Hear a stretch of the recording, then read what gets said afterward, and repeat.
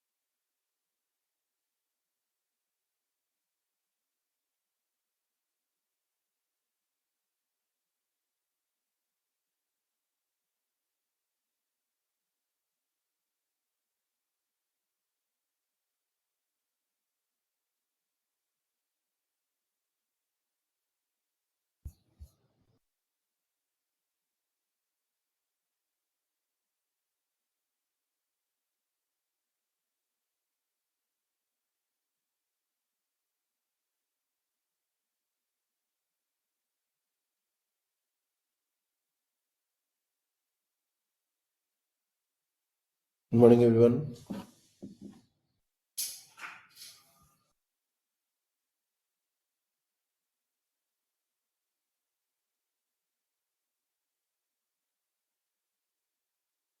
एक क्वेश्चन लिखिए।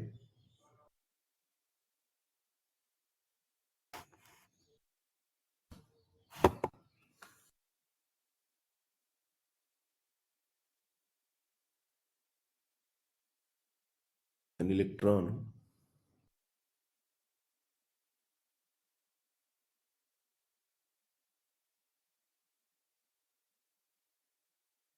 is moving in a circular orbit.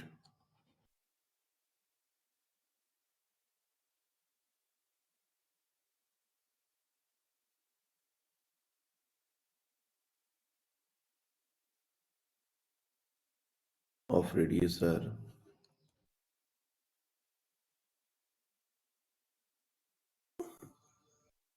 with an angular acceleration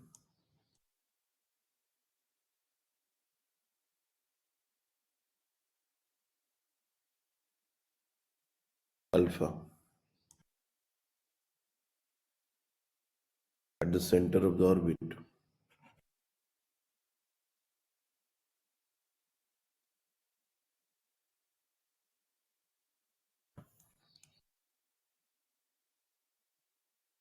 A conducting loop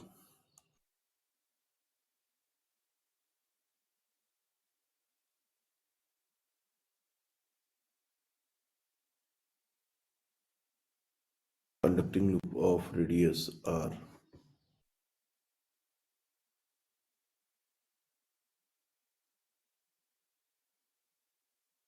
and this r is very lesser than capital R, is placed.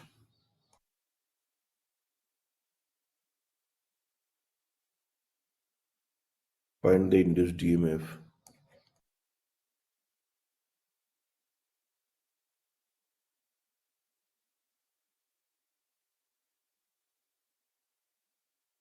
due to the motion of electron.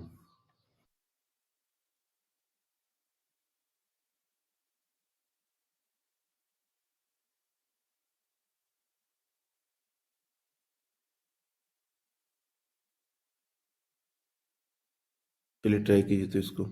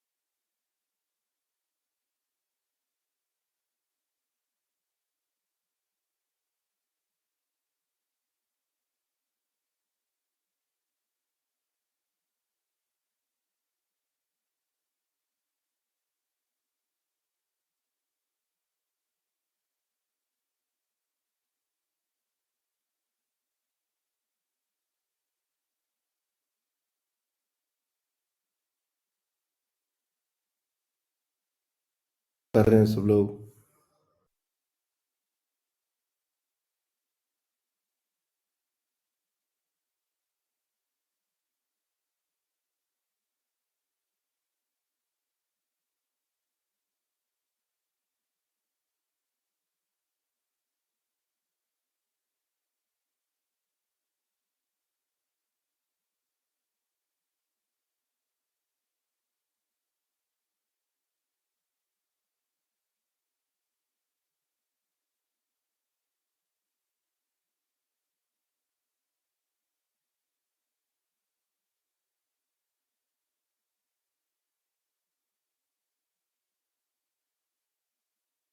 देखो तुम लोग की जो strength अभी class में रह रही है मॉर्निंग सेशंस में, वो काफ़ी डिस्करेजिंग है। हमने पूरा अगस्त तक देखने का सोचा था, और पूरा अगस्त के लिए क्लास शेड्यूल हो गया है, तो उसको चेंज नहीं करेंगे। लेकिन सितंबर के बाद आपकी जो क्लासेस है वो मॉर्निंग में नहीं होंगी। ये मॉर्निंग में बच्चे ज्वाइन नहीं कर रहे हैं। वैसे तो इवनिंग में भी नहीं आते, बट ये स्ट्रेंथ बहुत कम है।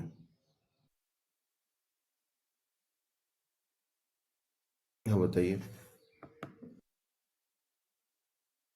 mu naught by 4r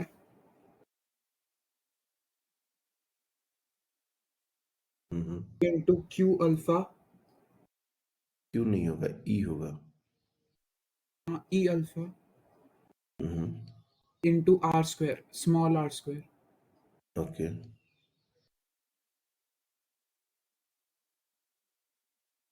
ये एक्सप्रेशन है। ओके, और कोई?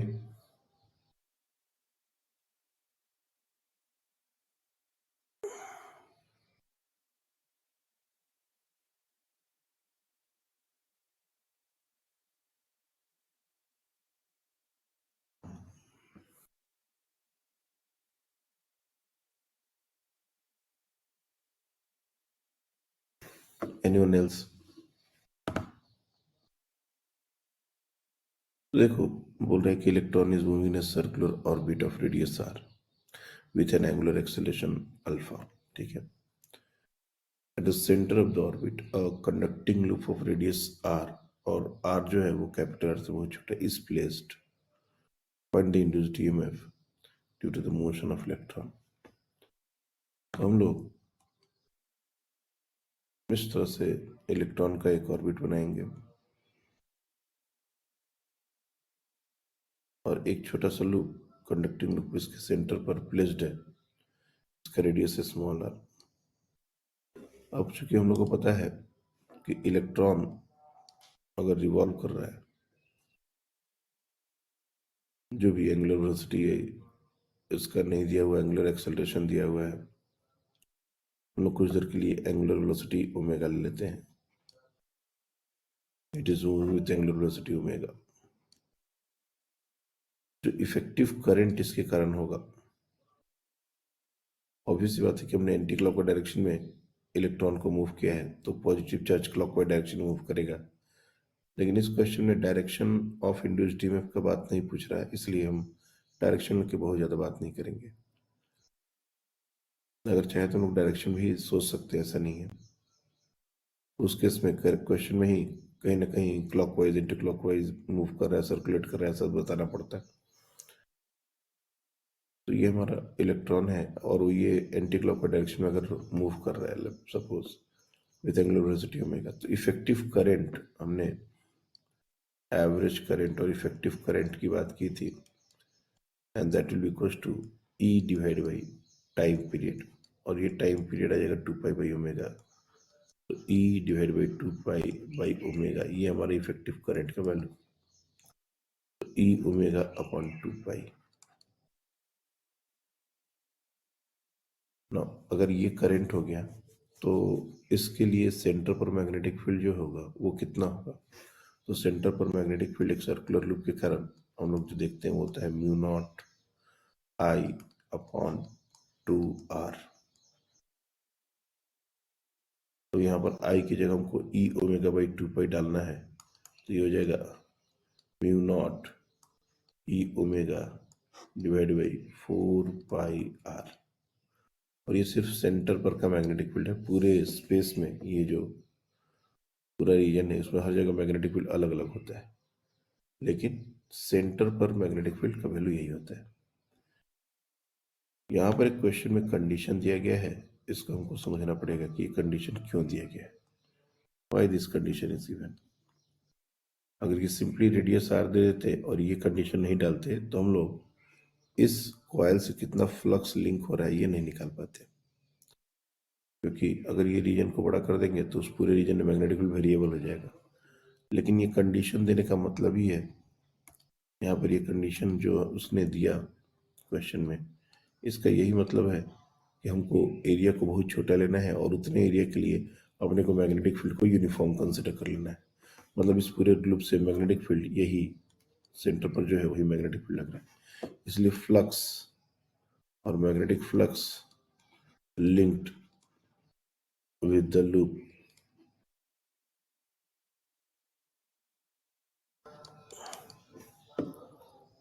और ये हो जाएगा हमारा pi small r square into B,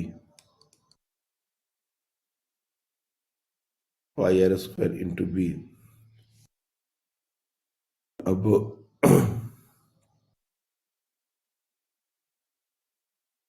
हमारे पास b का एक्सप्रेशन है, इसको डायरेक्टली यूज कर लेंगे, pi will get cancelled, so mu not E omega divide by 4 pi r into pi are square, so pi will get cancelled और ये हो जाएगा mu not E omega by 4r into R square.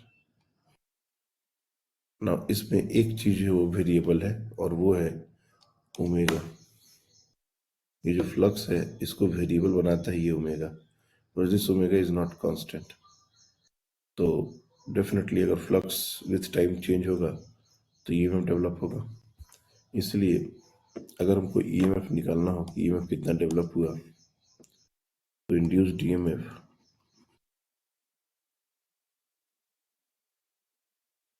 Is equal to minus d phi by d t. Again minus का कोई मतलब नहीं है, ये माइनस सिर्फ और सिर्फ डायरेक्शन बताता है।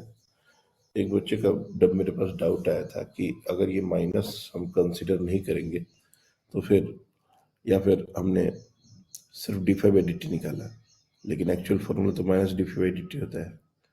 एक बात हमको हमेशा से समझ में आनी चाहिए कि माइनस जो है वो सिर्फ और सिर्फ सेंस ऑफ ईएमएफ और डायरेक्शन ऑफ ईएमएफ इसके लिए होता है। एक बार हमने लेंजेस लॉ से या मोशनल ईएमएफ से या जिस तरह से भी ये डायरेक्शन फिगर आउट कर लिया कि करंट किस डायरेक्शन में फ्लो करेगा या ईएमएफ किस डायरेक्शन में होगा, उसके बाद इस माइनस को लगाने का कोई मतलब नहीं है। अगर हम खुद से डायरेक्शन चूज नहीं कर पा रहे then only we can use this minus है।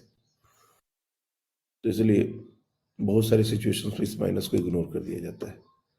बाकी ऐसा नहीं है कि माइनस का कोई मतलब नहीं है, माइनस का मतलब डायरेक्शन से है जो हमने पहले ही कैलकुलेट कर लिया। और इस क्वेश्चन में डायरेक्शन का कोई रूल नहीं है, इसलिए माइनस भी लगाएंगे तो कोई फर्क नहीं पड़ता। तो d y d t of, अब यहाँ पर ये term mu not e r square by 4 R, ये पूरे के पूरे टर्म कांस्टेंट है सिवाय दिस ओमेगा के। और D omega by d T का टर्म आ जाएगा, ये कांस्टेंट बाहर निकल जाएगा, D omega by d T alpha होता है। इसके बाद जो आएगा वो हमारा आंसर ही है।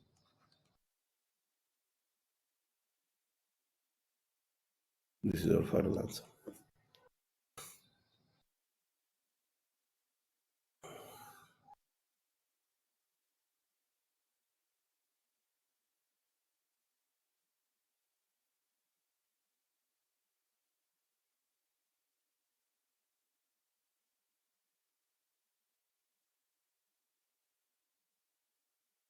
आई बात समझ में? हाँ सर। तो इस तरह के क्वेश्चंस हम लोग को थोड़े मिलते हैं जिसमें थोड़ा कैलकुलेशन हो, थोड़ी अंडरस्टैंडिंग हो, और ये बाद में भी हमारा हेल्प आएगा। ये जो आर लेस देन आर दिया हुआ है, इस तरह के कंडीशंस का क्या मतलब होता है ये हमको समझ में आना चाहिए। ये कंडीशन नहीं दे तो क्या दिक्कतें आएंगी ये समझ में आना चाहिए। एक और क्वेश्चन लो। The magnetic flux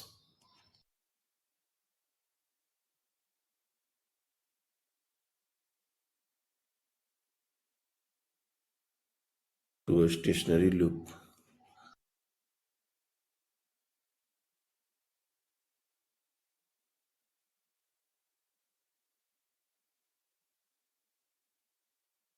with resistance R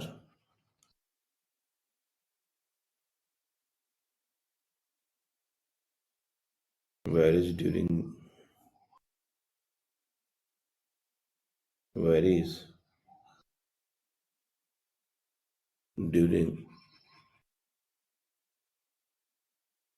the interval of time t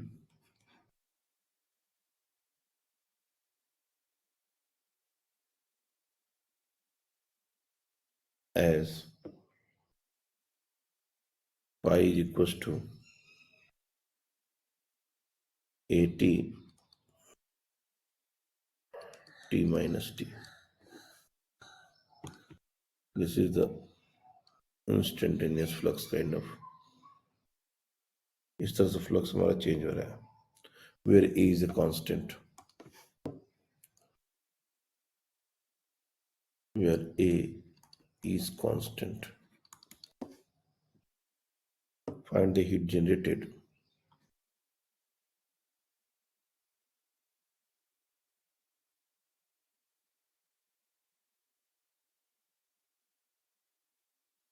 during the time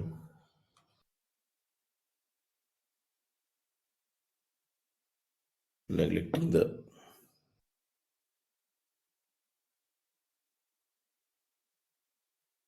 inductance of the loop.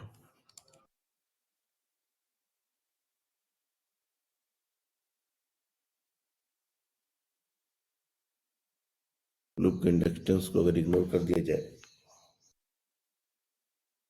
बस हमने इंडक्टेंस अभी पढ़ाया नहीं कि व्हाट इज इंडक्टेंस, लेकिन मान के चलो तुम लोग ने थोड़ा बहुत तो पढ़ा ही होगा।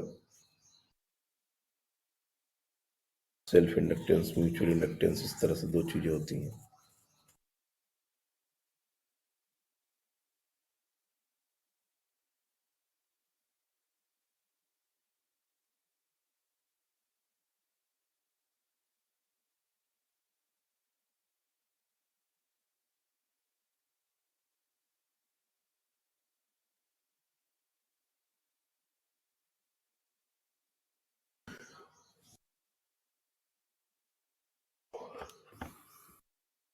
सर टाइम कहाँ से कहाँ तक? ये क्वेश्चन गिवन नहीं है, ये हमको फिगर आउट करना होगा।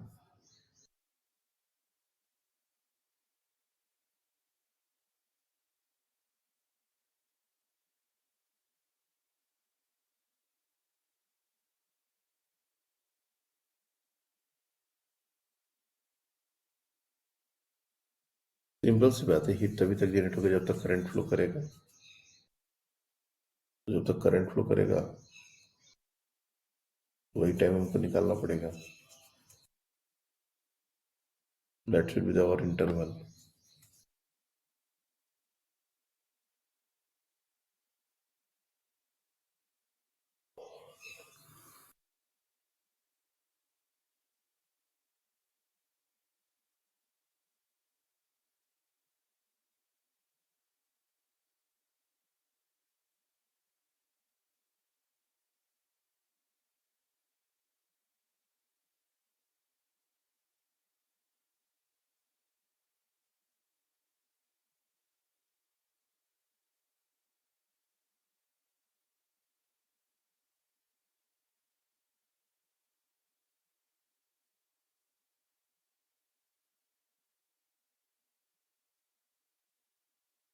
बताइए 6:23 और अभी सिर्फ 12 बच्चे हैं। 7-8 बच्चे रेगुलरली क्लास मिस कर रहे हैं मॉर्निंग टाइम।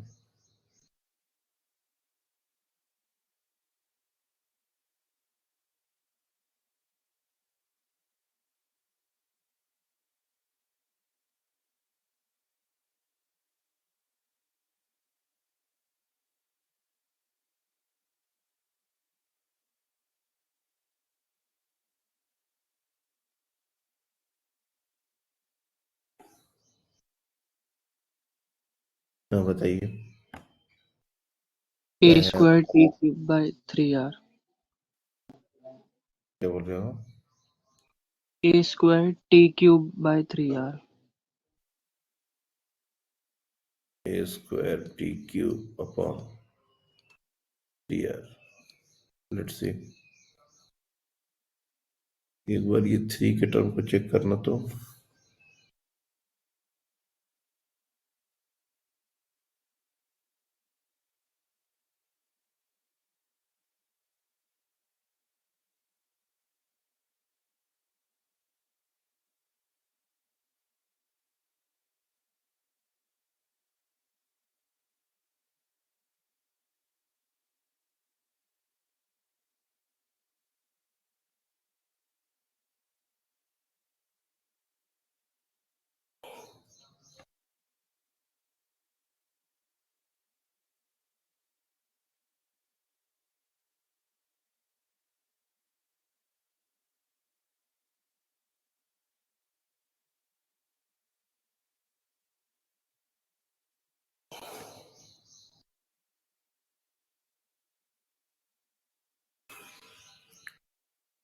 ओके,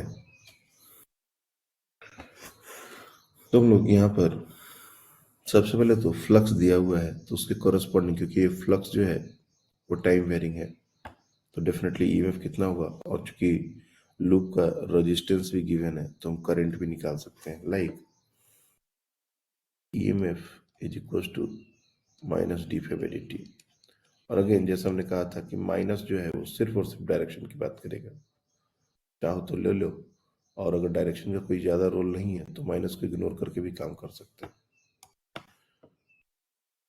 और ये जो हमारा ईएमएफ होगा that will equals to d by d t of, एक कांस्टेंट है, ए को बाहर निकाल दो और डिफरेंशिएशन के अंदर क्या बचेगा, तो t into t minus t square, कुछ इस तरह का एक्सप्रेशन होगा। That will be equals to A T minus two t, this is the EMF. और अगर माइनस लगाना है तो माइनस बाहर लगा दो। सेम आंसर है या अलग? अलग है। क्या है बताइए? AT cube by 6। आर नहीं आएगा, नहीं। ए टी क्यूब बाई 6 ऐसा हाँ। लिखा जाए। तो ये हमारा ईएमएफ आ गया, इंस्टेंटेनियस ईएमएफ।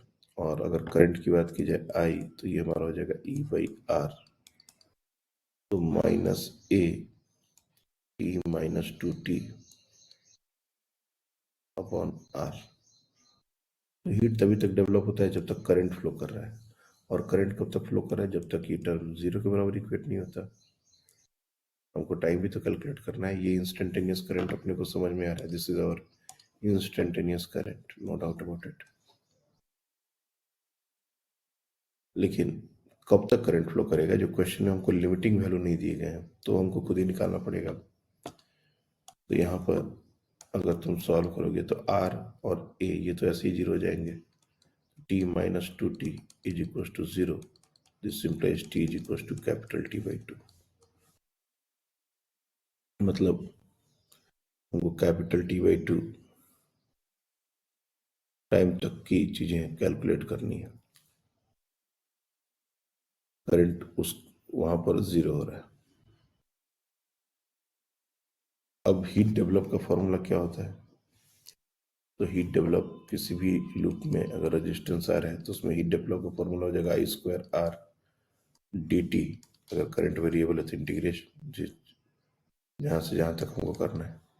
तो आई का एक्सप्रेशन है हमारे पास, that is minus A T minus 2t upon R square R D T, और इसको लिमिट पुट कर देंगे 0 टू t बाई 2। अब जो टर्म कॉमन है, कांस्टेंट है, उनको निकाल दिया जाए। ए स्क्वायर आर स्क्वायर ये सब निकल जाएंगे, ये आर के साथ एक कैंसिल आउट होगा, तो मतलब ए स्क्वायर आर ये बच जाएगा। और इंटीग्रेशन के अंदर 0 टू t बाई 2 अगर देखें तो T square plus 4t square minus 4t D T, ये हमारा इंटीग्रेशन कुछ ऐसा होगा।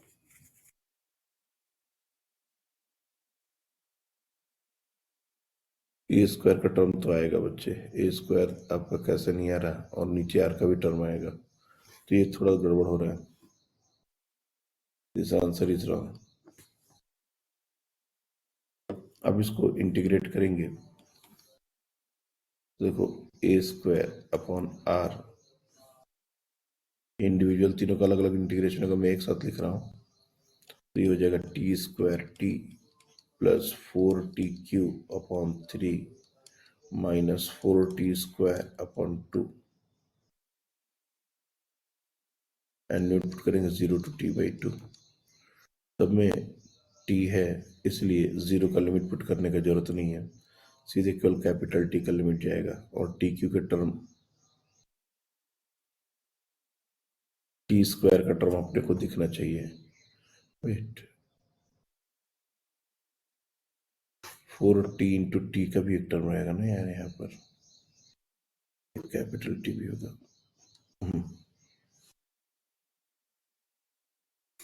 तो टी क्यू का टर्म आना चाहिए, टी क्यू का टर्म हमारा ऑप्शन में है, चलिए अच्छी बात है। तो ए स्क्वायर अपॉन आर, एक बार टी का लिमिट पुट करोगे सब में, तो ये हो जाएगा टी क्यू बाई 2 प्लस ये हो जाएगा 4t Q by 8 into 3 minus ये हो जाएगा 4t स्क्वायर, 4 कैंसिल आउट हो जाएगा, और ये हो जाएगा टी क्यू अपॉन 2। इस तरह की चीजें होंगी। तो ये टी क्यू बाई 2, ये T Q by 2 cancel out, और ये 4 से 2 टाइम में जाएगा, ये 6, और यहाँ पर ये पूरा का पूरा एक्सप्रेशन हो जाएगा A square T Q upon 6r। ये 3r कैसे आया था? लिमिट्स गलत डाली थी इंटीग्रेशन के लिए। 0 टू t डाल दिए थे क्या? हाँ सर। सर इसमें अगर t/2 टाइम के बाद करंट निकाला तो वो नेगेटिव आएगा, तो नेगेटिव करंट मतलब डायरेक्शन उल्टी नहीं समझेंगे क्या? वो समझेंगे, जरूर समझेंगे। तो फिर उससे भी तो हीट डेवलप होगी। अगर हम उसको काउंट कर लिए ना तो फिर लिमिट हम कहाँ से कहाँ तक डालें ये हमको पता नहीं चलेगा। अच्छा, यहाँ पर क्वेश्चन में, एक minute, the magnitude the magnetic flux through a stationary loop with resistance R varies during the interval of time t as this, where A is a constant. Find the heat generated during the time, neglecting the induced inductance of the loop. Actually current का direction change होगा, फिर भी हम लोग को शायद count करना चाहिए, क्योंकि यहाँ पर क्लियरली बोल रहा है कि find the heat generated during the time neglecting, और इंटरवल हमारा कैपिटल टी दिया हुआ है, तो कैपिटल टी ही हमारा लिमिट होना चाहिए। यहाँ पर करंट जीरो का जो हमने कैलकुलेशन किया है, इसके बाद अगर करंट निकालेंगे तो डेफिनेटली करंट अपोजिट डायरेक्शन होगा। जो बात कर रहे हो बिल्कुल सही बात है, और अगर करंट अपोजिट डायरेक्शन होगा तब भी तो हीट डेवलप होगा ही, और हीट अगर डेवलप होगा तो अपने को पूरा इंटरवल के लिए इंटीग्रेट करना चाहिए था। इसको अगर हम लोग कैपिटल टी के लिए इंटीग्रेट करेंगे तो ज़्यादा लॉजिकल है। करंट जीरो होने तक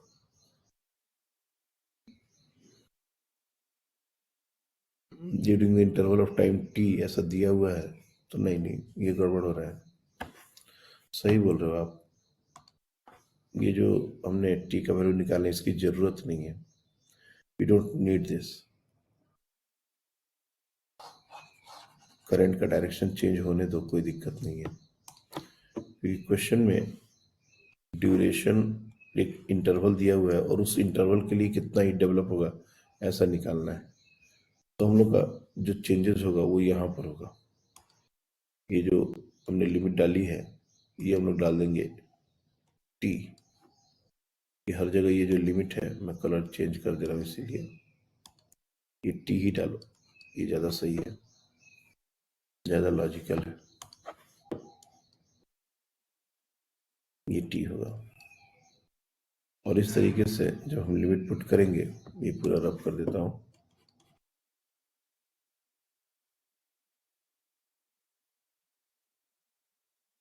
तो ये जो हमारा इंटीग्रेशन होगा ये हो जाएगा T Q plus 4 TQ upon 3 minus, ये 2 से ये कैंसिल आउट हो जाएगा 2 टाइम्स में, ये हो जाएगा 2TQ। तो इसको जब माइनस करेंगे तो 4TQ माइनस TQ, ये 4TQ बाई 3 माइनस TQ, तो ये हो जाएगा TQ बाई 3, तो A square TQ upon 3R। सही है, यही होना चाहिए एक्चुअली, क्योंकि करंट का जीरो होना हीट डेवलपमेंट को जीरो नहीं करेगा। उसके बाद करंट अपोजिट डायरेक्शन में फ्लो करेगा, और अपोजिट डायरेक्शन में हीट तो डेवलप होगा ही होगा। बिल्कुल सही बात है, this is our correct answer.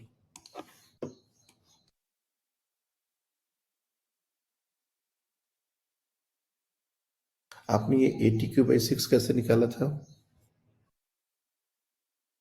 T/2 he limit डाली थी, पर वो आई स्क्वायर में ए और आर को स्क्वायर नहीं किया। हम्म,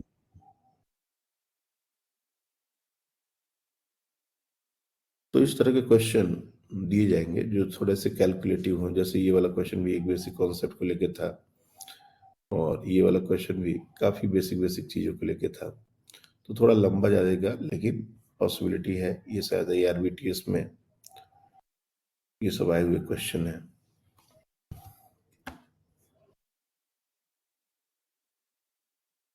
अब हम लोग मोशनल ईएमएफ के कुछ और एग्जाम्पल के बारे में बात करेंगे। जैसे पूरे क्वेश्चन में हर समय मैग्नेटिक फील्ड हमारा इनसाइड द प्लेन होगा, ये चीज हम लोग को बहुत अच्छे से समझनी है। मैं मैग्नेटिक फील्ड के डायरेक्शन को चेंज नहीं करने वाला, बार बार ड्रॉ करना पड़ेगा, तो इसलिए पूरे सिचुएशन जितने भी केसेस हम लोग डिस्कस करने वाले हैं सबके लिए magnetic field inside the plane. हमारे पास एक सर्कुलर लूप है,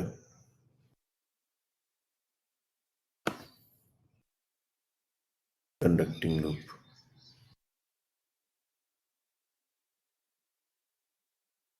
और इसको अलग अलग रॉड से हमने ज्वाइन किया हुआ है।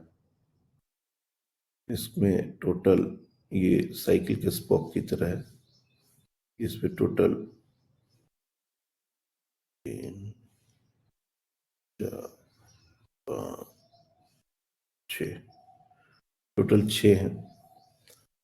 ये कंडक्टिंग रॉड से ये ज्वाइंट है और इसको हमने इसी प्लेन में रोटेट कर दिया with angular velocity omega. Question है कि अगर हमने पेरीफेरी पर अगर सेंटर को बोल दिया O और पेरीफेरी का कोई भी point let's say this bundle P, तो फाइंड पोटेंशियल डिफरेंस और अदर EMF।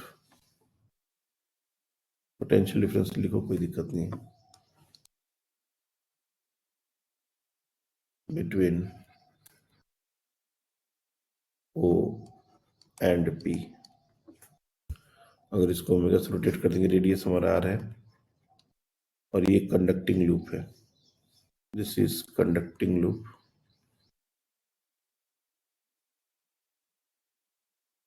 और ये सारे कंडक्टिंग रॉड हैं।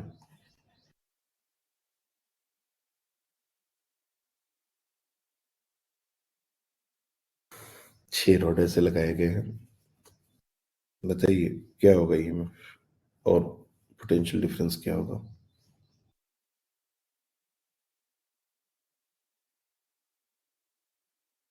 Half B omega L square.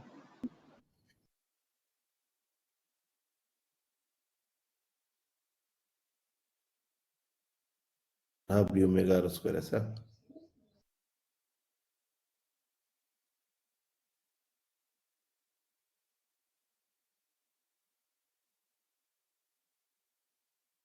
किसने किया था ये आंसर? पार्ट बाकी लोग सेम आंसर है, अलग आंसर है? सेम। तो यहाँ पर हमको देखना पड़ेगा कि इस तरह के जब क्वेश्चन आते हैं तो ये जो इंडिविजुअल रॉड है, कोई भी एक रॉड की बात करें तो ये एक बैटरी की तरह बिहेव करेगा और ये जो बैटरी है उसकी पोलैरिटी, क्योंकि हमने ऑलरेडी ये सारी बातें की हैं, ये कुछ ऐसा होगा।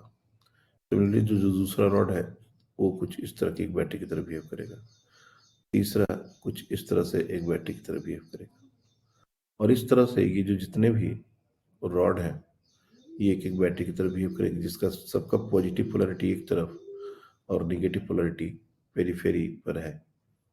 अगर इसको सबको ज्वाइन कर दिया तो basically they are in parallel. अगर हम देखें तो कुछ इस तरह का, कुछ इस तरह का, कुछ इस तरह का ऐसा सिचुएशन बनने वाला है जिसका सेंटर सबका सेम पोटेंशियल पर और पेरीफेरी सब आपस में कनेक्टेड है। तो बेसिकली ये 6 सेल्स आर इन पैरेलल है और जब भी कोई पैरेलल में इक्वल ईएमएफ के बैटरीज कनेक्ट करते हैं हम लोग इंडिविजुअल, इसका हर बैटरी का ईएमएफ उतना ही है, B omega R square upon 2। तो सबका ये भी उतना ही है, ये भी उतना ही है, ये भी उतना ही है। और जब पैरेलल कॉम्बिनेशन की बात है तो ये सबका इक्विवेलेंट भी इसी के बराबर होगा। अगर हमसे पूछ दिया जाए कि इसके क्रॉस अगर हमने एक रजिस्टेंस कनेक्ट कर दी, जैसे ऐसा क्वेश्चन पूछा जाता है कि एक रजिस्टर को हमने कुछ इस तरह से कनेक्ट कर दिया पेरीफेरी और सेंटर के बीच में, लाइक दिस कैपिटल आर, उसमें कितना करंट फ्लो करेगा?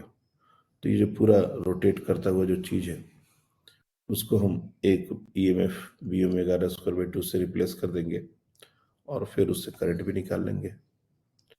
तो ये 6 भी होते तब भी, 7 भी होते तब भी हमारा यही आंसर होता। 5 भी होते, 2 भी होते, सिंगल भी होता तब भी यही आंसर होता।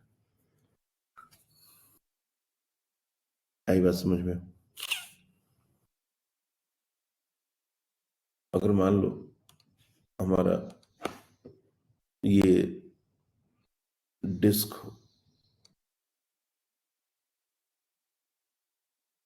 ये जो रिंग, ये disc, conducting disc,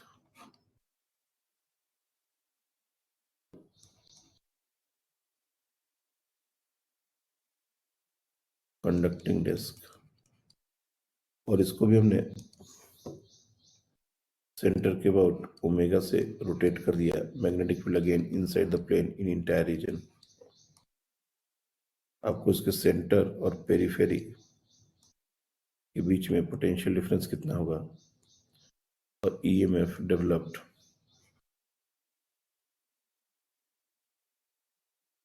across O and P. P is a point on periphery, O is a center. इसके बीच में कितना ईएमएफ डेवलप होगा अगर रेडियस हमारा गिवन हो आर। अगर हमारा जो रेडियस है इस सिचुएशन में वो आर है।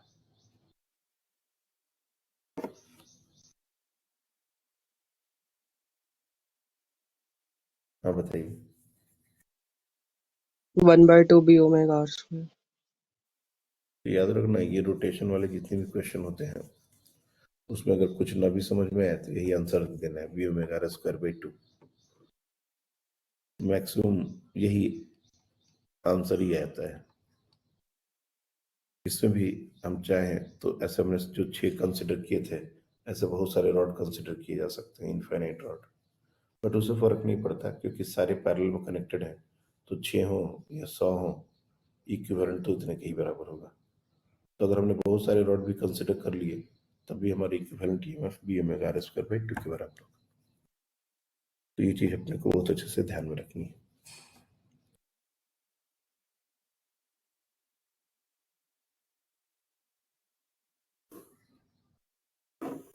इसके अलावा हमारा magnetic field inside the plane है।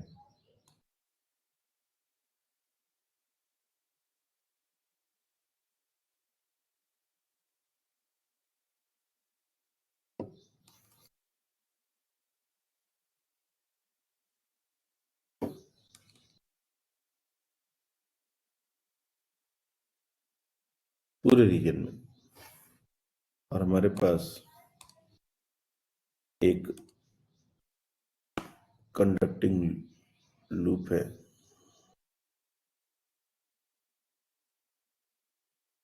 This is not a disc, this is loop, conducting loop, basically ring type का स्ट्रक्चर। और इसको हमने v वेलोसिटी से मूव कर दिया लाइक दिस। तो डिफरेंट पॉइंट्स की अगर बात करें, जैसे इस पॉइंट का नाम ले लेते हैं a, इस पॉइंट का नाम लेते हैं b, ये सारे डायमेट्रिकली अपोजिट पॉइंट्स हैं d, और इस रिंग का रेडियस हमारा है लेट्स से कैपिटल आर। तो सबसे पहला क्वेश्चन है the net EMF developed in the loop. Net EMF कितना डेवलप होगा इस लूप के अंदर? 0। 0। तो इसमें कोई भी डाउट नहीं है, ये तुरंत हम लोग आंसर इसका 0 कर देंगे। बिकॉज डायरेक्ट हम देखेंगे फैराडेज लॉ से नेट फ्लक्स जो है वो तो कांस्टेंट रह रहा है, हमारा लूप मूव कर रहा है लेकिन उसमें फ्लक्स का चेंज जो है वो 0 है। जब फ्लक्स टाइम के साथ चेंज ही नहीं करेगा तो ये कैसे डेवलप होगा? लेकिन अब क्वेश्चन को कुछ इस तरीके से पूछा गया, फाइंड पोटेंशियल डिफरेंस और ईएमएफ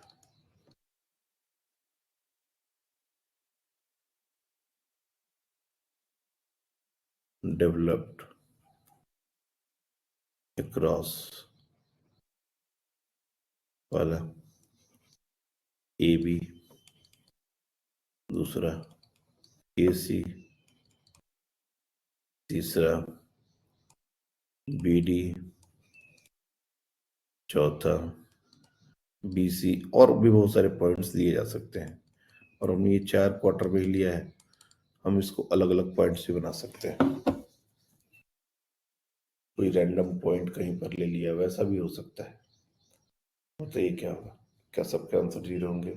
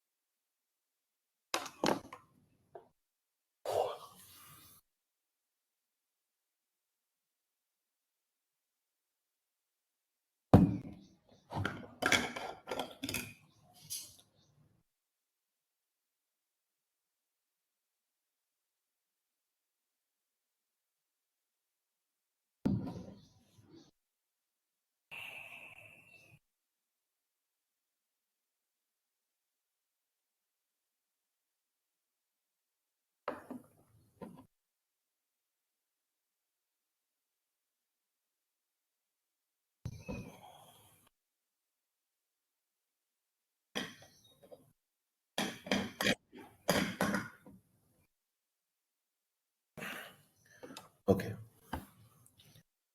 क्या सबके आंसर 0 होंगे? नहीं। ओके, ए बी का आंसर कितना होगा? RVB। B R V. A C 2BVR। 2BRV।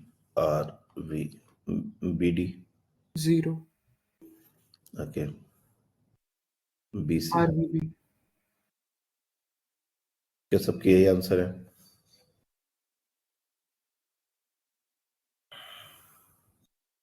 First वाला √2BV आ रहा है। ओके, और √2 BRV और BC वाला भी √2 हो गया। इसका भी √2 आना चाहिए ना? ओके, और कोई चेंजेस है किसी और के मन में? कोई और आंसर?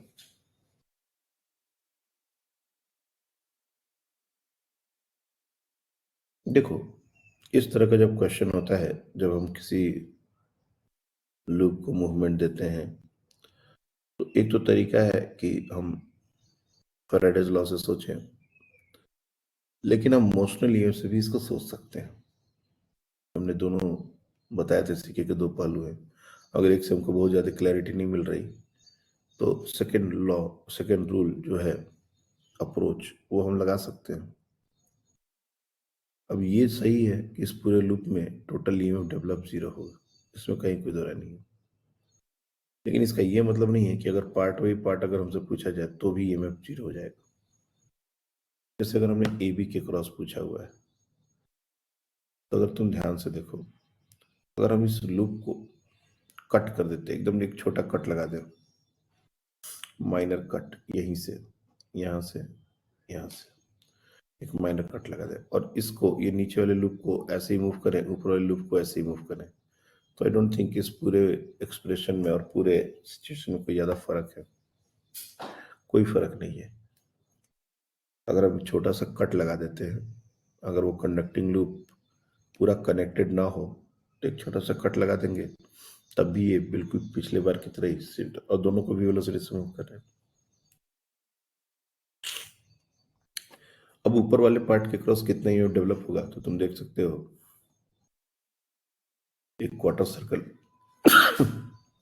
इसको अगर ज्वाइन करेंगे, इसको अगर हम एक रॉड से ज्वाइन करेंगे, we want to join by a rod like this, इस रॉड का लेंथ हो जाएगा √2r वाली बात, और इसकी वेलोसिटी हो जाएगी कुछ इस डायरेक्शन में। सेम वेलोसिटी देनी होती है, इफेक्टिव लेंथ कॉन्सेप्ट हमने बताया था, सेम वेलोसिटी देनी होती है। तो ये रॉड के साथ 45 डिग्री एंगल बनाएगा, इसमें कोई दो राय नहीं है। लेंथ √2r है, वेलोसिटी सेम देनी है, सेम डायरेक्शन में, और ये वेलोसिटी रॉड के परपेंडिकुलर नहीं है। तो जो हमारा BLV होता है, उसमें हमने आपको बताया था कि वेलोसिटी जब रॉड के परपेंडिकुलर ना हो तो हम उसके कंपोनेंट्स ले लेते हैं, और जो उसके परपेंडिकुलर कंपोनेंट होते हैं उसी को काउंट करना होता है। या फिर हम सीधे सीधे ईएमएफ का जो फॉर्मूला है वो V cross B dot L, ये भी ले सकते हैं। तो कोई भी तरीका अगर हम यूज करेंगे, basically we are going to take the component, और ये हो जाएगा V cos या साइन, क्योंकि 45 डिग्री के इसमें कोई दिक्कत नहीं होता, ये हो जाएगा V sin 45। मतलब हमारा जो ईएमएफ होगा वो B फर्स्ट वाले का हो जाएगा BL √2r इंटू V का V sin 45 लेना पड़ेगा, यानी V/√2। अगर कैंसिल आउट करोगे तो ये आ जाएगा BRV। पहले वाला आंसर बिल्कुल सही था, ये रॉन्ग है। सिमिलरली यहां पर भी यही अप्रोच लगानी पड़ेगी, और ये पहले के सारे आंसर सही थे। AC, अगर हम AC की बात करें, और देखो हो क्या रहा है कि ये जो AB वाला पार्ट है, मतलब ऊपर का पार्ट, और ये नीचे का पार्ट, ये दोनों के क्रॉस सेम ईएमएफ डेवलप होगा। बोलने का मतलब है कि ऊपर वाले पार्ट का अगर ईएमएफ दिखाना चाहे तो कुछ इस तरह से हम रॉड को इस तरह से ईएमएफ डेवलप ऐसा दिखा सकते हैं, और ये जो नीचे वाला पार्ट है उसका भी ईएमएफ कुछ ऐसा ही डेवलप हो रहा है। इसलिए जब लूप बन रहा है तो ये सब एक दूसरे को नलीफाई कर दे रहे हैं। जितना ये बढ़ा उतना ही ड्रॉप हो गया, तो टोटल ईएमएफ जीरो। लेकिन इसका ये मतलब नहीं है कि इंडिविजुअली ये दोनों जीरो हो जाएंगे। ये भी और ये हमारा ये पॉइंट भी ए है और ये भी पॉइंट बी है और ये ए सी डी वाला पार्ट है और ये सिर्फ ए बी वाला छोटा सा आर्क वाला पार्ट है। दोनों के क्रॉस ईएमएफ सेम ही डेवलप होगा क्योंकि इफेक्टिव लेंथ दोनों के लिए सेम ही होगा, वेलोसिटी भी दोनों के लिए सेम ही होगी और ये दोनों इस तरह से कनेक्टेड है ताकि एक दूसरे का अपोज कर रहे हैं, तो नेट ईएमएफ जीरो होगा। हमने ऐसे एग्जाम्पल पहले भी देखे हैं। उसी तरह से ए सी, ये सेमी सर्कल है, ये सेमी सर्कल है, दोनों को रिप्लेस कर देंगे एक एक रॉड से, तो लेंथ हमारा हो जाएगा 2r। तो बी एल भी, और यहाँ पर वेलोसिटी परपेंडिकुलर है, इसमें कोई भी डाउट नहीं है कि बी एल की जगह 2r डाल देंगे, वी आ जाएंगे, तो ये हमारा ईएमएफ हो जाएगा। लेकिन बी डी, ये इंटरेस्टिंग है। बी डी जो है वो हमारा उसकी वेलोसिटी अलोंग द रॉड ही हो जाएगी। अगर तुम बी डी को रिप्लेस करोगे एक 2r रॉड से, तो उसकी जो वेलोसिटी है वो उसी के अलोंग है, तो v cross B dot L करने पर वो जीरो आ जाएगा। या फिर ऐसे ही पता है कि अगर वेलोसिटी रॉड के अलोंग होती है तो ये डेवलप नहीं होता है, इसलिए बी डी के क्रॉस हमारा ईएमएफ जीरो हो जाएगा। और ऐसा कोई भी दो पॉइंट दिया जाए इस पूरे रिंग में, तो उसके क्रॉस हम ईएमएफ निकाल सकते हैं बहुत आसानी से, इसमें कोई बड़ी बात नहीं है। ये पूरा डिस्कशन क्लियरली समझ आ गया? हाँ सर। हाँ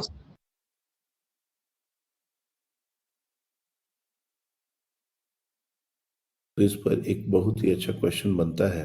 मैं एक बार वो स्क्रीन ही शेयर कर ली, मतलब वो पिक ही शेयर करने की कोशिश करता हूँ, अगर हो गया तो अच्छी बात है, नहीं तो क्वेश्चन डिक्टेट कर दूंगा।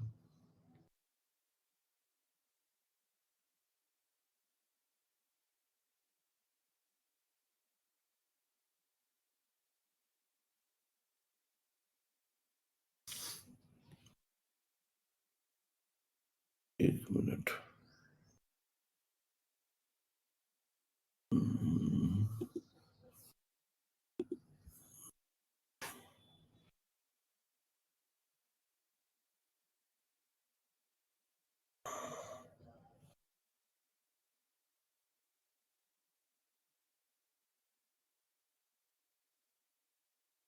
Just a second.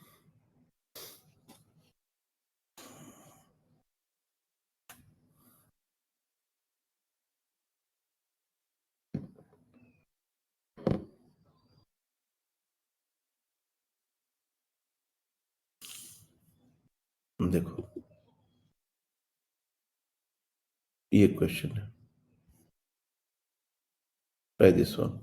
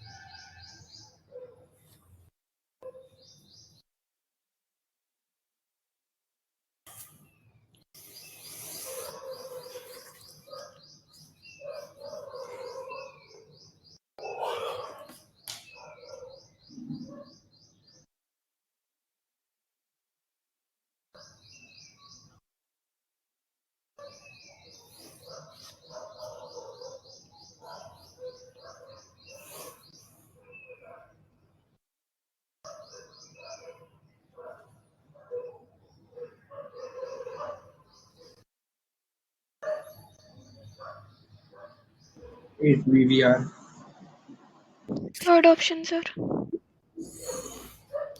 8 VRV है ना? एक मिनट, सेकंड है। Wait a second. नहीं, आंसर जो है वो 8 BRV ही है। एक मिनट देखते हैं। टू कंडक्टिंग रिंग्स, सबसे पहले तो ये जो क्वेश्चन है, मान लो इसमें इस रिंग को रोलिंग मोशन दे देते हैं। रोलिंग मोशन में क्या होता है, ट्रांसलेशन भी होता है और रोटेशन भी होता है। या सबसे पहले कुछ ऐसा समझो कि इसको सिर्फ रोटेट कर देते हैं। लेट्स अज्यूम दिस, रिंग को अगर रोटेट करते तो क्या कोई ईएमएफ डेवलप होता? ये पहले बताओ। अगर ये रिंग जो है, और कैसे रोटेट करना ये भी इम्पोर्टेंट है। जैसे ये हमारा रिंग है, इसको अगर हम सिर्फ इस तरह से ऐसे ओमेगा से रोटेट कर देते हैं, तब किसी दो पॉइंट के बीच में ईएमएफ डेवलप होगा क्या? नहीं। तो अगर ओमेगा से हमने इसी प्लेन में रोटेट कर दिया तब ईएमएफ डेवलप नहीं होगा। अगर हमने इसके परपेंडिकुलर प्लेन में लाइक दिस, इस तरह से अगर ओमेगा से रोटेट कर दिया, तब कहानी बहुत सारी चेंज हो जाएगी, तब ईएमएफ डेवलप होगा, क्योंकि तब फ्लक्स चेंज होने लगेगा। इस केस में अगर हमने उसी प्लेन में उसको ओमेगा से रोटेट कर दिया तो कोई भी ईएमएफ डेवलप नहीं होगा। ये ऊपर वाला जो एक्सिस हमने दिखाया है, इसके बारे में हम लोग एसी जनरेटर में डिटेल बात करने वाले हैं, इसलिए इस एक्सिस को भी रहने देते हैं। अगर इसी प्लेन में ओमेगा से रोटेट किया है रिंग ने, तो इसके क्रॉस मतलब कायदे से देखोगे, मोशनल ईएमएफ भी कॉन्सेप्ट लगाओगे, तो ये रिंग के विड्थ के लॉन्ग, जैसे हमने रॉड में विड्थ के लॉन्ग, उसके लेंथ के लॉन्ग ईएमएफ डेवलप नहीं होगा, उसके विड्थ के लॉन्ग होगा। चूंकि ये बहुत पतला रिंग है, तो बाहर और भीतर के बीच में ईएमएफ कितना हो जाएगा? कुछ नहीं होगा। ये रिंग का लेंथ ही नहीं, मतलब विड्थ ही नहीं है कुछ। अगर यही डिस्क होता तो सेंटर और पेरिफेरी के बीच में हो जाता है, लेकिन पेरिफेरी के दो पॉइंट के बीच में कहाँ से होगा? इसलिए कोई भी ईएमएफ, जैसे point A B C D जो भी हमने दिया है, उसके क्रॉस कोई भी ईएमएफ डेवलप नहीं होगा। और अगर हम इसको साथ में मूव करा देते हैं तो ये हो जाएगा रोलिंग मोशन। मान लो ओमेगा और ये वी, और V equal to omega satisfy कर रहा है, लेट्स अज्यूम। तो ये रोलिंग मोशन करते हुए जा रहा है, तो रोलिंग मोशन करते हुए जा रहा है, तो इसमें रोटेशन का कोई रोल नहीं है। हमने कहा था रोलिंग मोशन क्या होता है, ट्रांसलेशन प्लस रोटेशन। तो रोटेशन के कारण तो कोई ईएमएफ आ ही नहीं रहा, तो हम लोग सिर्फ मान लेंगे कि ये ट्रांसलेट कर रहा है, और ट्रांसलेशन के कारण जो ईएमएफ आ रहा था वही आना चाहिए। तो वैसा ही कुछ यहाँ पर भी है। ये भी जो रिंग है रोटेट्स यूनिफॉर्मली, ऐसा दिया हुआ है, एक्चुअली रोल्स यूनिफॉर्मली होना चाहिए था, ये रोल करता हुआ जा रहा है। क्वेश्चन थोड़ा सा डायग्राम वाइज भी अच्छे से नहीं दिया गया, ये रोल करता हुआ जा रहा है और ये भी रोल करता हुआ जा रहा है, तो ये पोटेंशियल डिफरेंस निकालना है इन सारे इन पॉइंट्स के क्रॉस। जैसे मैंने बताया कि रोल करता हुआ भी अगर जाए तो भी दिक्कत नहीं है, हम उसको सिंपली वी वेलोसिटी से मूव कर रहे हैं ऐसा मान के चलेंगे। और पॉइंट्स कहाँ कहाँ दिए गए हैं हमको, तो potential difference between the highest point of the two rings, इन दोनों का हाईएस्ट पॉइंट, इसको मैं नाम दे देता हूँ ए और इसका नाम देता हूँ बी। तो बी ए माइनस वी और वी बी माइनस वी है, जो भी आई मीन मॉड लेके कौन हायर पोटेंशियल पर होगा कौन लोअर पोटेंशियल पर होगा, ये भी हम निकाल सकते हैं, ऐसा बात नहीं है। मैग्नेटिक फील्ड हमको गिवन है, magnetic field coming out of the plane है, दैट इज गिवन। हमने कहा था कि जब वी वेलोसिटी से अगर कोई रिंग मूव करे तो नीचे का जो पॉइंट है, ये जो नीचे का पॉइंट है क्यू, तो ए और क्यू के बीच में एक रॉड इफेक्टिव लेंथ कॉन्सेप्ट से रॉड कनेक्ट कर देंगे, उसको राइट की तरफ मूव कर देंगे, तो बेसिकली वो जो रॉड है उसके क्रॉस ईएमएफ जो डेवलप होगा वो कुछ ऐसा होगा, और ये हो जाएगा B L which is 4r, 2r radius है तो 4r into we. Left half वाले में भी इतना ही होगा, राइट हाफ वाले में इतना ही होगा, तो नेट ईएमएफ तो अभी भी जीरो हो रहा है, लेकिन इंडिविजुअली अगर उन दोनों पॉइंट के बीच का पोटेंशियल डिफरेंस निकाले तो ये कुछ पोलरिटी के साथ होगा। अब ये जो पी ए क्यू है, कंडक्टिंग रिंग, कंडक्टिंग सरफेस, ये जो मूव कर रहे हैं ये कंडक्टिंग सरफेस पर मूव कर रहे हैं, ये भी बहुत इंपॉर्टेंट है कि P और Q का पोटेंशियल सेम होना। तो P और Q का पोटेंशियल सेम होने के लिए अपन क्या करेंगे कि इसको ज्वाइन कर देंगे इस तरह से, और ये लेफ्ट की तरफ मूव कर रहा है, ये जो छोटा वाला रिंग वो लेफ्ट की तरफ मूव कर रहा है।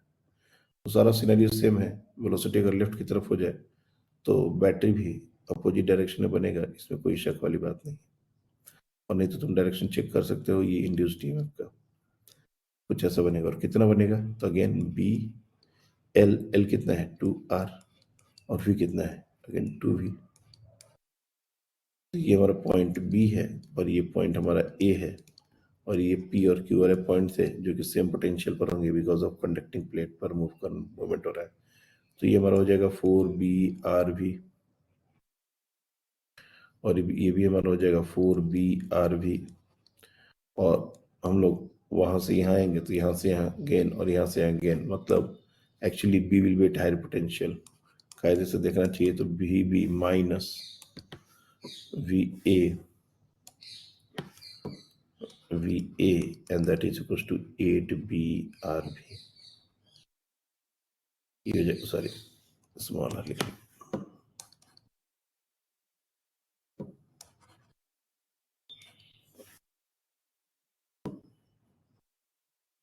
तो 8BRV ये फाइनल आंसर हो जाएगा।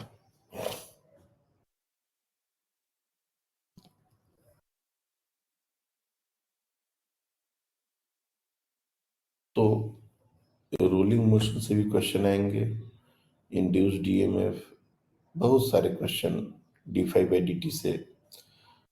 There are lots of variety. जैसे एक क्वेश्चन ऐसा भी आ सकता है मोशनल ईएमएफ से, देखो कि हमारा जो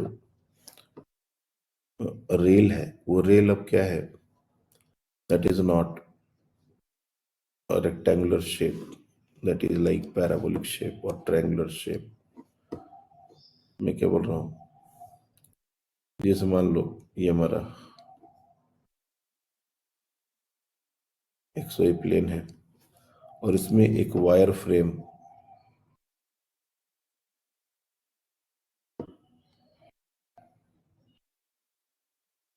इस तरह से दे दिए गए, and let's say acceleration is y equal to x square, कुछ भी इक्वेशन हो सकता है पैराबोलिक, और इस पर एक रॉड हमारा मूव कर रहा है, and this is moving in upward direction, let's say v, और मैग्नेटिक फील्ड पूरे रीजन में कमिंग आउट द प्लेन है, कमिंग आउट द प्लेन है। तो इस रॉड के और इस रेल के जो पॉइंट्स हैं, मतलब ये जो पॉइंट है ए और ये जो पॉइंट है बी, इन दोनों पॉइंट के बीच में कितना ये डेवलप होगा आपको ये बताना है। अब इसमें हमारा टाइम दिया जा सकता है स्टार्टिंग विथ रेस्ट या फिर स्टार्टिंग फ्रॉम ओरिजिन, ये कितनी वेलोसिटी से मूव कर रहा है, तो आफ्टर 2 सेकेंड्स क्या होगा, आफ्टर 3 सेकेंड्स क्या होगा, ऐसा। या फिर कोऑर्डिनेट पॉइंट डायरेक्टली दिए जा सकते हैं, जैसे मान लो ये पॉइंट है 0,5 इस तरह से, या 4,0,4 ऐसा कोई पॉइंट है y एक्सिस का जहां पर ये रॉड है अभी, और ये मूव करते हुए भी वेलोसिटी से ऊपर जा रहा है, तो इसके ए बी के क्रॉस कितना ईएमएफ डेवलप होगा, and magnetic field is coming out of the plane.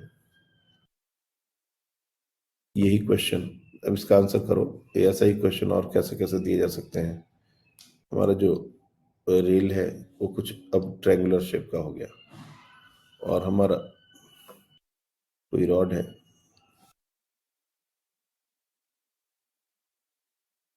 जो कांस्टेंट वेलोसिटी से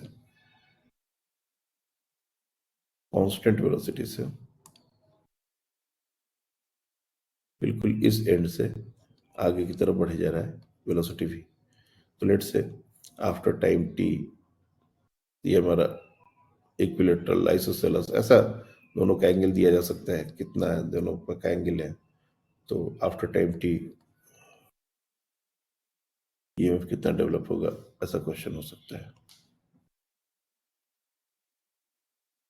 after time t EMF induced.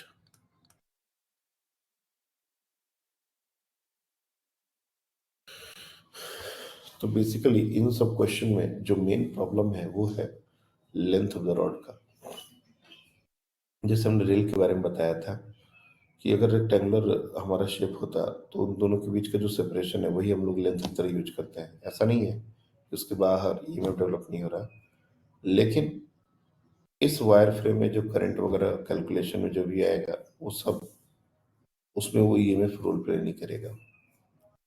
और ये रॉड हम बड़ा जरूर दिखाते हैं, लेकिन कायदे से लेंथ उसका उतना ही लेते हैं जितना वो टच कर रहा है। बाहर वाला पोर्शन में जब ईएमएफ यूज ही नहीं हो रहा है तो उसको काउंट करने का जरूरत नहीं है। तो कितना ईएमएफ अभी डेवलप हो रहा है अगर ये निकालना हो तो सिर्फ हम जो एंड पॉइंट्स हैं ए एंड बी उतने के ही क्रॉस कितने में डेवलप कर रहा है वही बताएंगे। सिमिलरली यहाँ पर भी वो ए एंड बी पॉइंट कुछ ऐसा हो जाएगा। ये जो पॉइंट है ये ए है और ये जो पॉइंट है वो बी है। तो इसको करने के अगेन दोनों तरीके हैं, या तो हम लेंथ डायरेक्टली निकाल दें और मोशनल ईएमएफ कॉन्सेप्ट लगा दें, या फिर समहाउ फ्लक्स निकाल दें और फिर इसको डिफरेंशिएट कर दें विथ रिस्पेक्ट टू टाइम। जो तरीका अच्छा लगे वो तरीका कर सकते हैं। चलिए आंसर बताइए। कोऑर्डिनेट्स क्या दिए हुए फर्स्ट पॉइंट है? 0,5।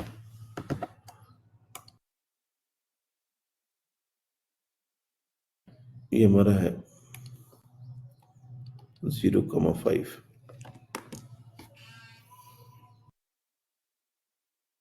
2 BV into √5.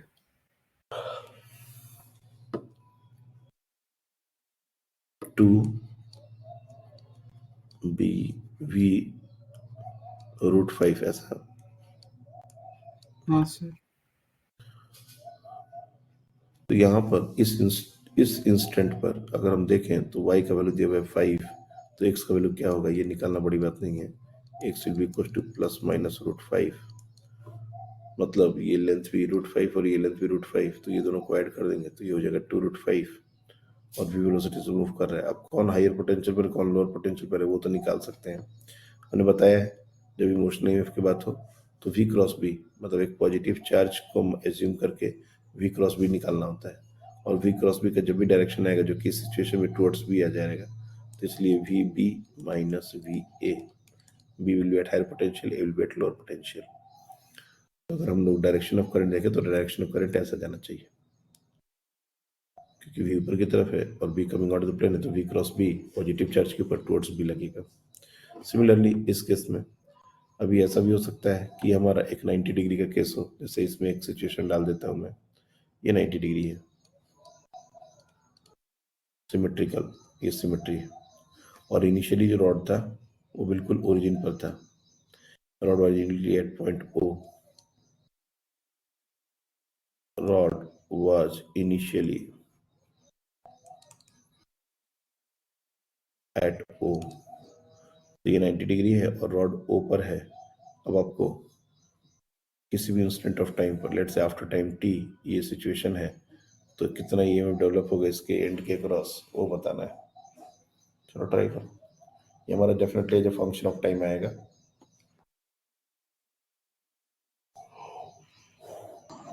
मैग्नेटिक फील्ड कहाँ की तरफ है? मैग्नेटिक फील्ड से हमको पोलरिटी मिल जाएगी। लेट्स मैग्नेटिक फील्ड ले लो तुम coming out the plane. Magnetic field is B coming out of the plane in the entire region.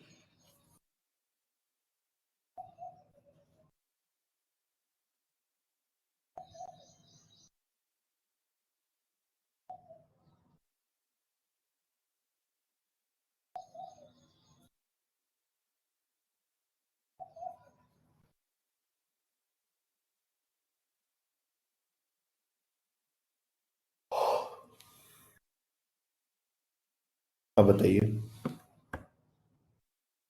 2 BV²T। 2 BV² ऐसा। हाँ सर। ओके, और बाकी बच्चे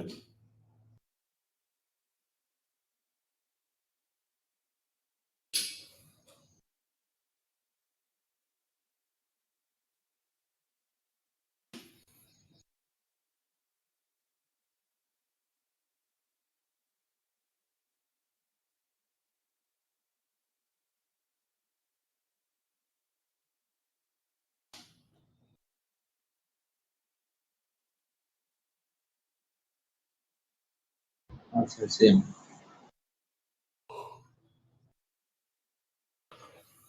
ओके, तो इस तरह के सिचुएशन में अपने को क्या करना पड़ेगा, इंस्टेंटेनियस हमको ईएमएफ निकाल लेना है, रॉड का लेंथ निकाल लेना है, जो भी फैराडेज लॉ से करना चाहो तो फैराडेज लॉ से भी होगा, मोशनल ईएमएफ से करना चाहो तो मोशनल ईएमएफ से भी होगा।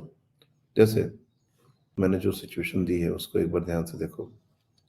ये हमारे वायर फ्रेम है और आफ्टर टी रॉड जो होगा वो यहाँ से वीटी डिस्टेंस पर होगा, इसमें किसी को डाउट नहीं होना चाहिए। और चूंकि ये एंगल और ये एंगल सेम हो जाएंगे 45 बिकॉज ये 90 डिग्री है और आइसोसेलेस ट्रायंगल का बात है, तो ये लेंथ भी हमारा वीटी ही हो जाएगा और ये लेंथ भी हमारा वीटी ही हो जाएगा। तो मतलब रॉड का लेंथ अगर टोटल देखा जाए तो 2 वीटी।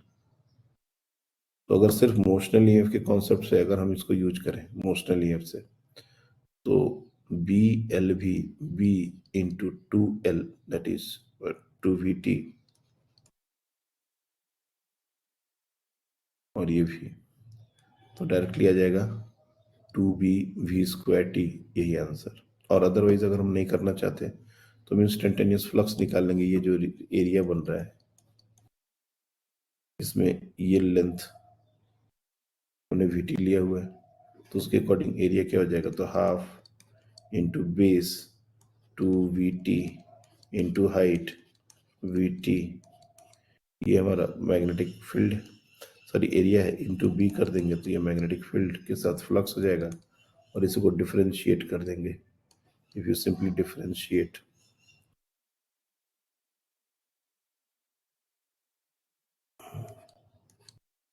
कुछ गड़बड़ हो रहा है क्या, हाफ बेस इंटू हाइट, नहीं इसको डिफरेंशिएट करें dy/dt, तो 2 कैंसिल आउट हो गया, ये V²T²B dy/dt ऑफ V²T²B, और V और B कॉमन है, T² को डिफरेंशिएट करेंगे V²B 2T, वापस वही रिजल्ट आ जाएगा।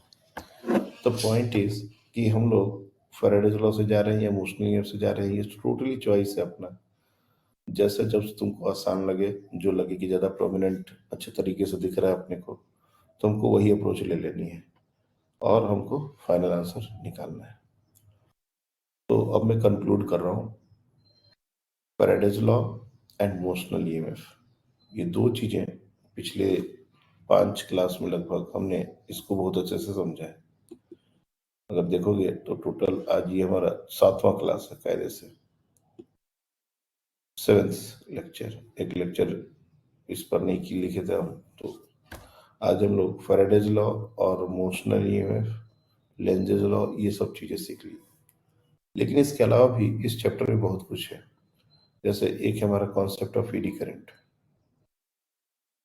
ईडी करंट क्या होता है, कहाँ कहाँ उसका यूज है, कैसे हम उसको लेते हैं। तो सबसे जो हमने ईडी करंट के बारे में पहले ही बताया था कि ईडी करंट जो है उसका कोई फॉर्मूला नहीं होता है, वो भी एक कॉन्सेप्ट है, लेकिन उसके एप्लीकेशंस बहुत सारे हैं, इसलिए उसको अलग से हम लोग पढ़ते हैं। ईडी करंट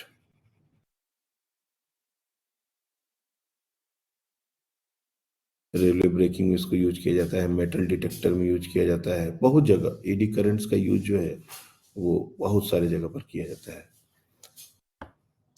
तो बेसिकली होता क्या है, तो इसको समझने के लिए अगर हम चाहें तो एक छोटा सा एक्सपेरिमेंट कर सकते हैं। जैसे एक हमारे पास ये बार मैग्नेट है, या फिर ऐसा सोचो कि एक मेटल प्लेट है जिसको हमने इस तरह से लटकाया हुआ है,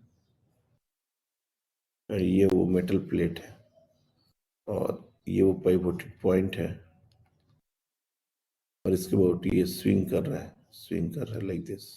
तो ये जाएगा और आएगा और इस तरह से ये बहुत लंबे समय तक स्विंग करता रहेगा। This is a metal plate, hollow नहीं है, प्लेट है ये पूरा। This is not a ring, this is a plate like this. अब हमने क्या किया कि हमने इसके आजू बाजू में, इसको बिना कुछ टच किए इसके आजू बाजू में एक मैग्नेटिक पोल रख दिया।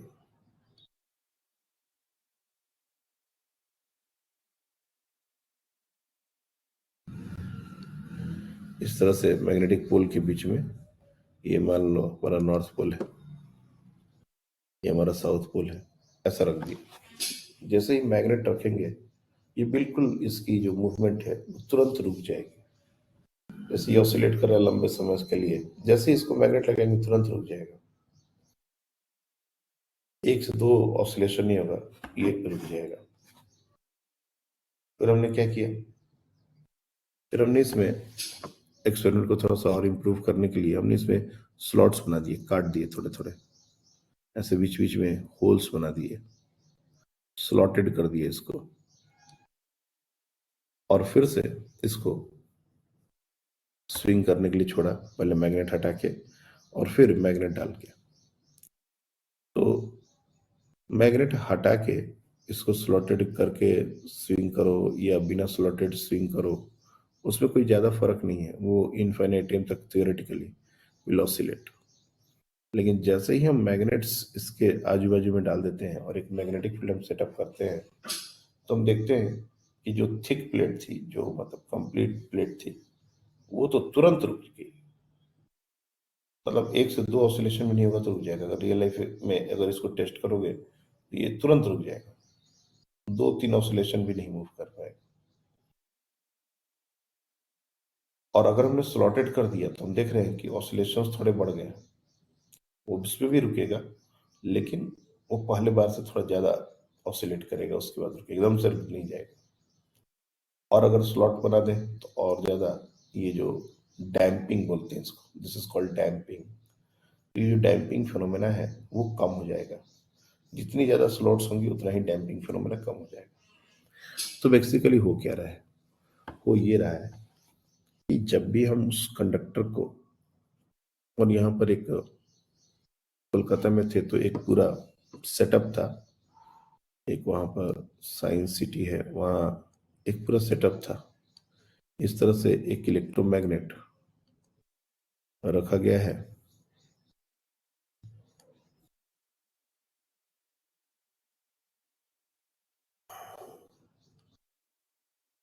ये इलेक्ट्रोमैग्नेट से जिसको करंट देने से ये चलते थे। और इस रीजन में हमारे पास इस तरह का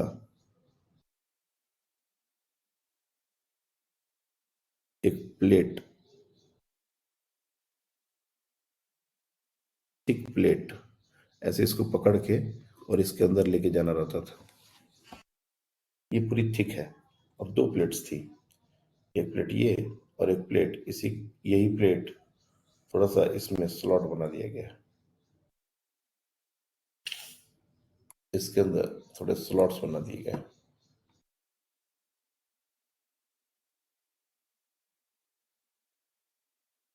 आइडेंटिकल प्लेट्स हैं लेकिन इसके अंदर ऐसे काट काट दिए गए, हटा दिए गए। और ये पकड़ने वाला हैंडल है। जब इस प्लेट को अंदर लेके जाते हैं, लेट्स से ये नॉर्थ ये साउथ, ये गिवन नहीं था कौन सा नॉर्थ कौन सा साउथ है, लेकिन कोई भी पोलरिटी उससे फर्क नहीं पड़ता। अगर इसको हम लेके जाएंगे ना तो ऐसा लगेगा कि कोई उसे ढकेल रहा है हमको बाहर, हमको अंदर नहीं जाने दे रहा। ये सिंपली जो गैप है इसके अंदर, इस मेटल प्लेट को हम लेके अगर जाते हैं तो हमको एक अपोजिशन फील होता है, और वो अच्छा खासा अपोजिशन है, ऐसा नहीं है कि मतलब light opposition, strong opposition feel होता है। और जैसे जैसे हम स्लॉट बनाने वाले को लेके जाए, मतलब ये जो स्लॉट बना हुआ जो प्लेट है, अगर इसको लेके जाएंगे तो उसमें हमको रिलेटिवली कम अपोजिशन होगा, उसमें भी अपोजिशन है लेकिन थोड़ा कम है। तो क्या यहाँ पर इसका रीजन है, वही ईडी करंट्स। बेसिकली होता ये भी इलेक्ट्रोमैग्नेटिक इंडक्शन ही है, लेकिन लूप में और एक कंडक्टिंग प्लेट में फर्क है।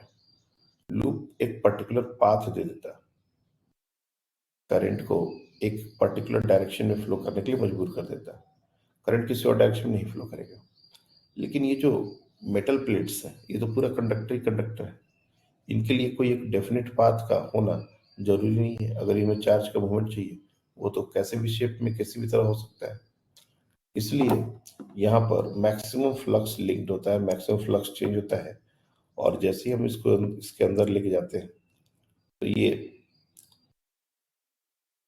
अपने अपने लूप्स में, और ये सर्कुलर ऐसा कोई जरूरी नहीं है, अपने अपने लूप्स में ये छोटे छोटे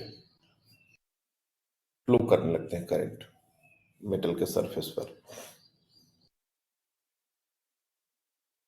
तो इस करंट के कारण डेफिनेटली अपोज द कॉज वाला कॉन्सेप्ट है कि ये जो करंट डेवलप होगा ये इस तरीके से डेवलप होगा कि जो कॉज है उसका अपोज करे, यानी कि अंदर जा रहे हैं तो अंदर नहीं जाने दे, बाहर आ रहे हैं तो बाहर नहीं आने दे, दोनों बातें हो जाएंगी। तो मेटल के पूरे सरफेस पर ही ये करंट डेवलप होता है, और इसके कारण जो सबसे इंपॉर्टेंट बात है वो है डैम्पिंग। डैम्पिंग जबरदस्त होती है। ये जो जितने भी ईएमयू चलते हैं इलेक्ट्रिक वाले लोकल ट्रेन, उसका जो ब्रेकिंग सिस्टम है वो इसी तरह से वर्क करता है और काफी स्मूथ ब्रेकिंग होती है। तो ईडी करंट्स के बहुत सारे यूज हैं, आप लोग ऑलरेडी इस चैप्टर को पढ़ चुके हैं, लेकिन फिर भी मैं आपको एक होमवर्क देता हूँ। 4 to 5 use of ED currents आप कल सर्च करके आएंगे, और कैसे उसमें ईडी करंट वाला कॉन्सेप्ट वर्क करता है ये आपको एक्सप्लेन करना पड़ेगा। जैसे मेटल डिटेक्टर, तो मेटल डिटेक्टर में एग्जैक्टली क्या हो रहा है ये पता करना है। तो अगर 4-5 यूज है तो एक बच्चा अगर एक यूज भी लेके आए तो ये 5 यूज अपने को समझ में आ जाएंगे। कल मैं एडी करेंट्स के ऊपर एक शॉर्ट नोट्स आपको लिखवा दूंगा, क्योंकि ये थियोरेटिकल कॉन्सेप्ट्स है, तो इसके ऊपर एक शॉर्ट नोट्स अगर हो तो उससे काफी सारे क्वेश्चन आंसर हो जाएंगे। इसमें वो कॉपर वाला ट्यूब वाला जो क्वेश्चन है कि मैग्नेट को उससे गिराएंगे तो क्या होगा, ये सारी चीजें आती हैं। आज हम लोग यही तक रखते हैं। देखो जैसे मैंने पहले कहा, अभी भी इस क्लास में सिर्फ 11 बच्चे हैं, और 1-2 बच्चे ज्वाइन किए थे वो बीच क्लास में छोड़ के चले गए, तो दिस इज वेरी डिस्करेजिंग। और अब मैं बार बार उनको क्लास टाइम से क्यों नहीं ज्वाइन करी ये सब बोलना बेकार है।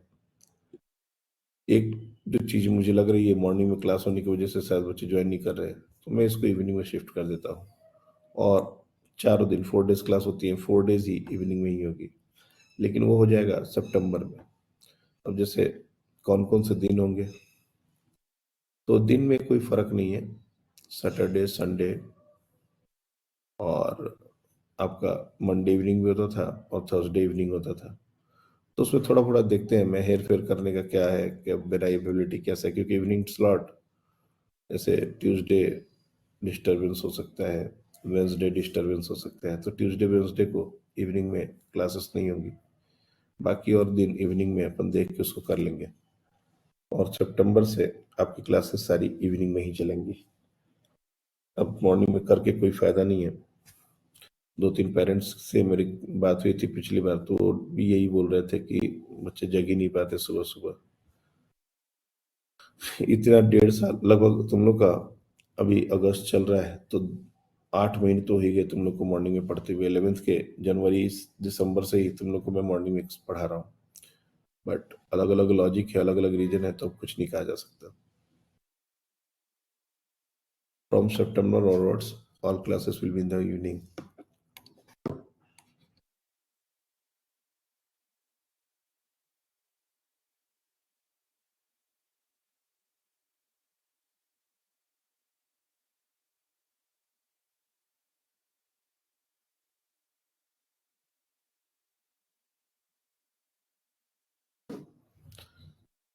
और वो हो जाएगा अपना वही 9 to 10:30 है।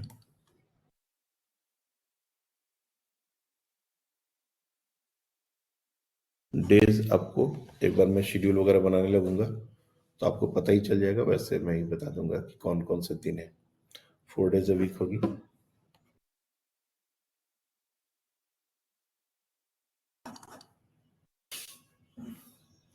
आज हम लोग यही तक रखते हैं। एडी करेंट्स पर ये काम जरूर करना है अपने को।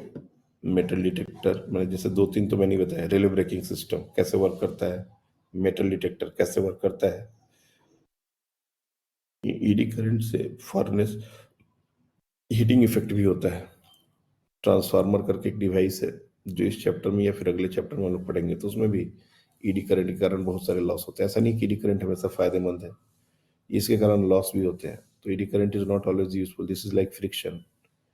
बहुत जगह इसकी जरूरत है और बहुत जगह इसकी जरूरत नहीं है। इसको अवॉइड करने के लिए बहुत सारे काम करने पड़ते हैं। तो इसको एक बार देख लेना अच्छे से, क्योंकि थियोरेटिकल क्वेश्चन ईडी करंट से बहुत बार पूछे गए हैं। तो जब तक तुम इस पर थोड़ा मोड़ा काम नहीं करोगे, रिसर्च नहीं करोगे, तो ये पूरा छूट जाएगा। सिर्फ एक डेफिनेशन से तो बात बनेगा नहीं। और फिर हम लोग इसका जो नेक्स्ट पार्ट है, इंडक्टेंस एंड इंडक्टर, वो भी टाइम लेगा, तो वो स्टार्ट करेंगे। Thank you.